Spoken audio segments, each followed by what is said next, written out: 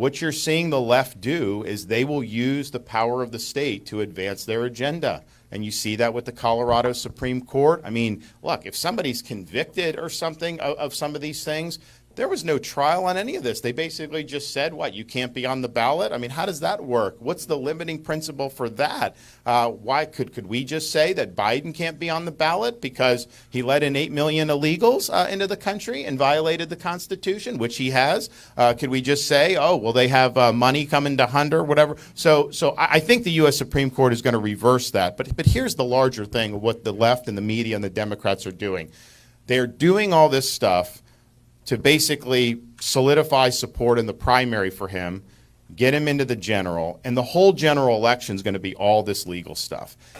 Hey there, guys. Welcome to the channel. So, I mean, it looks like the cold civil destruction of the United States is on the way. It is just beginning. You know, we all see what's going on in Colorado, where they've got 4 out of 7 Democrat-appointed Supreme Court justices. They issued a 213-page decision alleging, charging, and convicting Donald Trump of a crime that not the federal government or any reasonable person believes actually happened. You know, 213-page decision that could be summed up in about 3 words: must get Trump. And now, whether they saw fallout coming or not, I believe they must have seen it coming, just didn't care. But now it begins. You know, so far, if you're keeping track, we've had 12 Democrat-run states that either have open litigation or appeals for failed litigation to take Donald Trump off the ballot. All Democrat states, all run by people that believe that the only way to protect the future of democracy is to take away the will of the voter. You cannot make this stuff up. Liberal logic at its absolute pinnacle height. And now red states are coming out to play in a mix of, you know, just political maneuvering. And also, I think, a desire to show these other states just how foolish and just how frivolous that they really are. You know, there are now states working to take Joe Biden off the ballot. And, you know, this is not, no matter which way this deal cuts, no matter what side you're on, this is not what we want to do. This is how ridiculous these things have come. And we are now dangerously close to having courts decide presidential elections. And we've had to listen to Democrats for 23 years. You know, granted, there's only a few Democrats that actually know history. There's probably about 8 or 12 of them. But we've had to listen to them for the last 20 years, bitching and moaning about hanging chads and the Supreme Court giving the presidency to George Bush. And now, apparently they want that to be the norm. They want that. They finally found a way to make that bend to their will. And now it's a good idea. And at least speaking for myself, guys, I believe in freedom. I believe in democracy. I do not believe in courts. I do not believe in courts. Not over democracy, not over the will of the voter. But all that said, you know, when the other side does something foolish, you cannot just stand by and let it happen. Republicans have been standing by and letting things happen for 100 years, and it has not been working. Communities safer. Your response? So we spent a lot of time, Laura, in the Senate writing this bill along with the governor, and we believe we have a bill that will survive any type of Supreme Court challenge because we are being invaded.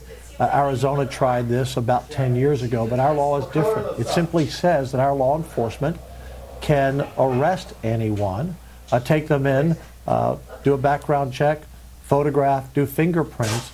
If they saw them cross the border illegally, we can do that. Or if they happen to reveal in the arrest stop that they crossed illegally, and then the magistrate will send them back and will escort them to the border. And they have a choice. They can go to jail or they can go back. And if they go back and try to come back again and we arrest them again, the penalty gets even higher.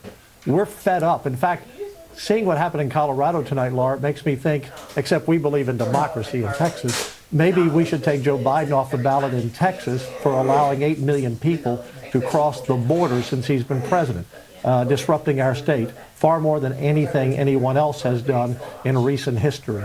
And so this is so outrageous. 10,000, 12,000, 14,000 people a day crossing the border, 8 million now, people the numbers, since he's been in office, enough to be the 12th largest state. It's incredible.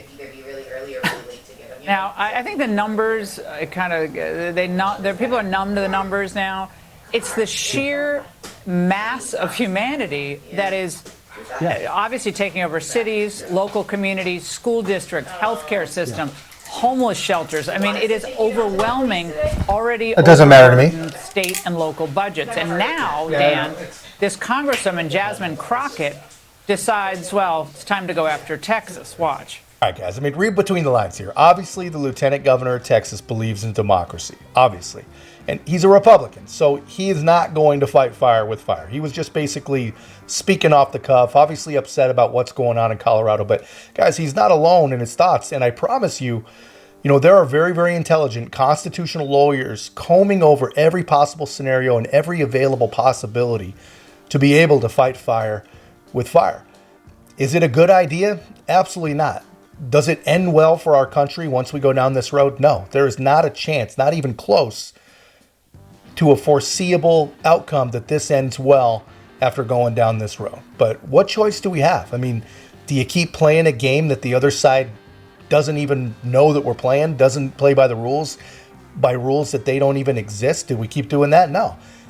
I don't know what we do. But obviously, if you've read any of this 213 pages of nonsense, you recognize that the Supreme Court, they're going to take it up, and they're going to take it up fast. They're going to crush it pretty much immediately.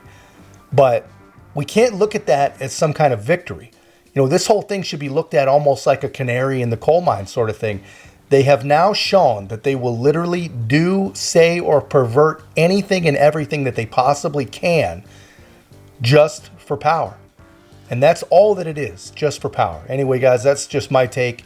Let me know yours in the comments. And if you haven't already, guys, please make sure to like, comment, subscribe. Most importantly, share the channel. We'll see you in the next one.